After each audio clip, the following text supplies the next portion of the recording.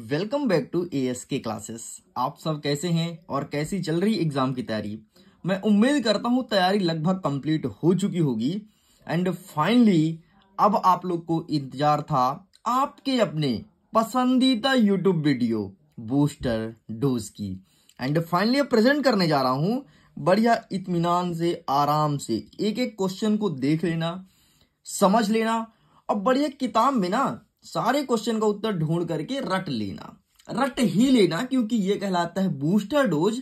और तुमको ये बताने की जरूरत नहीं कि बूस्टर डोज क्या चीज है। तुम बूस्टर डोज को बहुत अच्छे जानते हो कि बूस्टर डोज क्या चीज होता है। तो चलिए स्टूडेंट, हम वीडियो को स्टार्ट कर लेते हैं और बूस्टर डोज के सभी क्वेश्चन को एक साथ करते हैं और बढ़िया मन लगा करके अच्छे से प्रिपेयर करते हैं। तो इसका हमारा पहला प्रश्न कह रहा है कि कबीर ने अपने आप को दीवाना क्यों कहा है। कबीर ने बोला था हम तो दीवाने हुए यार। कबीर ने क्यों कहा है अपने आप को दीवाना, इस प्रश्न को एग्जाम में देखने को मिलेगा। नेक्स्ट कहता है मीरा कृष्ण की उपासना किस रूप में करती थी, है ना। आपको पता है ना कि मीरा भगवान श्री कृष्ण की बहुत बड़ी उपासक थी। आपको पता है मीराबाई ने शादी नहीं किया था, भगवान श्री कृष्ण को ही अपना पति मान ली थी कि अब जो कुछ है तो कृष्ण है, कृष्ण है। कितनी बड़ी बात है। नेक्स्ट कहता है कि भक्ति काल को हिंदी साहित्य का स्वर्ण युग क्यों कहा जाता है। ऐसा क्या रीजन है कि भक्ति काल को स्वर्ण युग के नाम से जाना जाता है। आगे बढ़ते हैं, छायावाद की विशेषता बताइए। छायावाद की कौन कौन सी विशेषताएं हैं, ये चीज हमें बताना है। नेक्स्ट कहता है कि नई कविता की विशेषता बताइए। नई कविता क्या चीज है, ठीक है, ये हमें बताना है। आगे बढ़ता है रीति काल को श्रृंगार काल क्यों कहा जाता है। ऐसा क्या रीजन है कि रीति काल को श्रृंगार काल के नाम से जाना जाता है। आगे बढ़ते हैं, कबीर व मीरा के कवि परिचय देना है भाई साहब। कबीर और मीरा का कवि परिचय, इसके लिए बाकायदे वेबसाइट में बहुत अच्छे से पोस्ट लिखा हूं, मैं PDF भी भेज दूंगा, वहां से तुम देख लेना, ठीक है। मीराबाई और कबीर दास जी का बढ़िया एक नंबर तगड़ा कंटेंट लिखा हूं। कवि परिचय, भाव पक्ष और कला पक्ष बताना है। आगे बढ़ते हैं, महाकाव्य और खंड काव्य में अंतर बताइए। क्या होता है महाकाव्य, क्या होता है खंड काव्य, इसमें डिफ्रेंशिएट करना है। अंतर में से एक अंतर ये एग्जाम में देखने को मिलेगा। नेक्स्ट, प्रबंध काव्य या मुक्तक काव्य में अंतर, ये भी देखने को मिलेगा। कुछ सेट में हो सकता है ये आए, कुछ सेट में ये आए, अलग अलग देखने को मिलेगा, लेकिन मिलेगा ही मिलेगा। ये ऐसे क्वेश्चन है जिसे MP बोर्ड हर साल रिपीट करता है भाई। बूस्टर डोज है ना, बूस्टअप तो करेगा ही।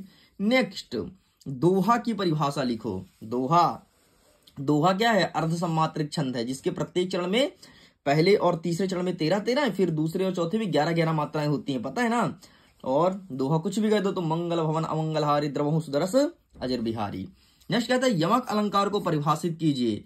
यमक अलंकार आपके एग्जाम में आएगा। यमक अलंकार क्या होता है, सिंपल सा ऐसा कोई अलंकार जिसमें एक ही शब्द की पुनरावृत्ति 2 या 2 से अधिक बार हो किंतु उसका अर्थ डिफरेंट हो, उसे कहते हैं यमक अलंकार।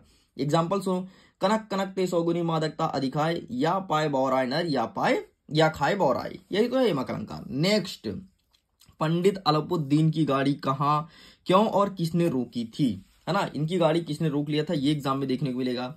नमक का दरोगा वाले पार्ट से आएगा कि कहानी का कौन सा पात्र आपको सर्वाधिक प्रभावित करता है और क्यों। अगर तुमने पढ़ा होगा तो तुमको पता होगा कि नमक का दरोगा वाला पार्ट से कौन सा घटना हमें सबसे अधिक प्रभावित कर रहा है, और इस चीज को अच्छे से प्रिपेयर करना है। आगे देखते हैं, रेखा चित्र व संस्मरण में अंतर लिखो। क्या होता है रेखा चित्र, क्या होता है संस्मरण, इसमें डिफरेंस बताना है। तो ये आपके एग्जाम में देखने को मिलेगा। नेक्स्ट कहता है कि जीवनी और आत्मकथा में अंतर लिखिए। तो ये रहा आपके सामने जीवनी और आत्मकथा, इसे भी देखना है। आगे देखते हैं, नाटक व एकांकी में अंतर लिखो। तो ये आपको अच्छे से प्रिपेयर करना है। आगे बढ़ते हैं, अब लेखक परिचय में कौन कौन से आएंगे, प्रेमचंद्र, कृष्णा सोबती और बाल मुकुंद गुप्त। बस यही 3 कर लेना, प्रेमचंद्र, कृष्णा सोबती और बाल मुकुंद गुप्त। आगे बढ़ते हैं, बढ़ती महंगाई में 2 मित्र का संवाद लिखना है। महंगाई बढ़ रही है भाई, तो 2 मित्र बात कर रहे हैं, यार आईफोन तो बहुत महंगा हो गया यार, कैसे लूं, है ना। तो बस ऐसे बात कर रहे हैं महंगाई के लिए, तुमको भी लिखना है। नेक्स्ट कहता है कि लता मंगेशकर की गायन की विशेषता। लता मंगेशकर जब गाना गाती थी तो उनकी क्या क्या विशेषताएं थी, जैसे उनका आवाज बहुत सुरीला था। ऐसा कहते हैं कि लता मंगेशकर जब गाना गाती थी रखा हुआ दीपक जल उठता था। भगवान जाने जलता था नहीं जलता था, लेकिन जल उठता था। यार दीपक कैसे जल उठेगा यार, नहीं जल उठता नहीं रहा होगा, देख यार उनके समान गाते रहे होंगे कि दीपक भी जल उठे। ऐसा हो सकता है, दीपक कैसे जल उठेगा, लेकिन किताबों में उल्लेख होता है। ठीक है भाई, तुम भी पढ़ते हो, हम भी पढ़ते हैं, पढ़ते चलो। चलो नेक्स्ट, शास्त्रीय संगीत व चित्रपट संगीत में अंतर बताइए। ये देखने को मिलेगा। जनसंचार माध्यम के क्या खतरे हैं, जनसंचार का माध्यम, इससे क्या क्या खतरे हो सकते हैं।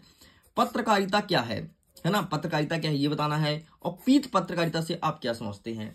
आजकल तो पत्रकारिता कई प्रकार के हो रहे हैं, जैसे प्रिंट मीडिया जो न्यूज़पेपर में छापते हैं, दूसरा हो गया इलेक्ट्रॉनिक मीडिया, हाँ डिजिटल मीडिया आ चुका है। आजकल यूट्यूब में देख रहे हो ना, जो होता है वही पत्रकार बने, कैमरा वैमरा लिए घूम रहा है, बने पत्रकार, है तो ये पत्रकारिता कहलाती है। नेक्स्ट कहता है डायरी लेखन की विशेषता। कोई 2 विशेषता रखी है कि अगर तुम डायरी लिख रहे हो तो इसमें कौन कौन सी विशेषता होनी चाहिए, एक बार देख लोगे तुमसे बन जाएगा। चलो अब कुछ देख लेते हैं यार, एप्लीकेशन क्या आएगा। तो शाला शुल्क मुक्ति के लिए पढ़ लेना तुम, ठीक है। और पिताजी को अपनी परीक्षा की तैयारी के विषय में, ठीक, ये 2 चीज। और एक है अपने नगर निगम की सफाई के लिए, इन 3 चीज को कर लेना। लेकिन मैं बता देता हूं इनके अलावा और करना पड़ेगा। तुम्हारे क्वेश्चन बैंक में 3 थे, ठीक है, बाकी इतने में तुम्हारा काम नहीं चलेगा, तुमको पढ़ना ही पड़ेगा। और तो इसके अलावा तुम और 2-4 देख लेना, प्लीज देख लेना, क्योंकि यहाँ से थोड़ी चांसेस कम बन रहे हैं। ये यहाँ से आएगा तो, लेकिन सभी जिलों के लिए नहीं आएगा ना, मैं सभी जिलों की बात कर रहा हूँ, बाकी आएगा फिक्स है, लेकिन सभी जिलों में नहीं आएगा, कुछ जिले में यहाँ से छूट जाएगा। इस चीज को क्लियरली बता रहा हूँ, मेंशन कर रहा हूँ। नेक्स्ट कहता है निबंध किसे कहते हैं। सॉरी यार, निबंध में कौन कौन है, खेल का महत्व, विद्यार्थी जीवन और स्वच्छ भारत अभियान। बस 3 में से कोई एक कर ले भाई तू, या फिर तीनों कर ले, कोई ना कोई देखने को मिलेगा। अब देखो, अपठित काव्यांश और अपठित पद्यांश का कुछ लिख के लाया हूं कि ये कहां से आ रहा है, तो इसको मैं तेरे को दिखा देता हूं, वेट।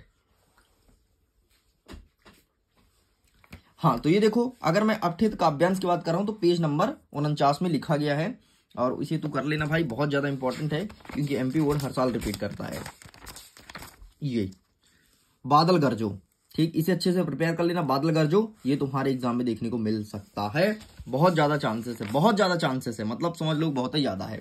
नेक्स्ट कहता है पद्यांश देख लो, 10 और 11 पेज में है, 2 पद्यांश को टिक किया हूं, बाकी अद्यांश पद्यांश बूस्टर डोज में कहीं बताता नहीं हूं, लेकिन इस बार थोड़ी कुछ नया जोड़ दिया हूं, पद्यांश बता रहा हूं। ये देखो, एक तो ये वाला पद्यांश कर लेना, ठीक है, ये पूरा देख लो, अच्छे से फोटो क्लिक कर लो, दिमाग में बैठा लो।